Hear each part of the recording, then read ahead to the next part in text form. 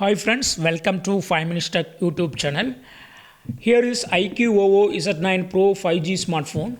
In this video, you will learn how to stop screen mirroring from your phone iQOO Z9s 5G. Suppose if you have already enabled screen mirroring in your phone, that is from your phone to any Android TV, you can easily do stop screen mirroring. So for that, what you have to do is go to the Google Home app. If you have already used Google Home app for mirroring, just open it and click on stop mirroring. Okay, and screen mirroring will be immediately stopped. See, in TV it's not available. That is, my phone screen is not available in my TV because screen mirroring is stopped.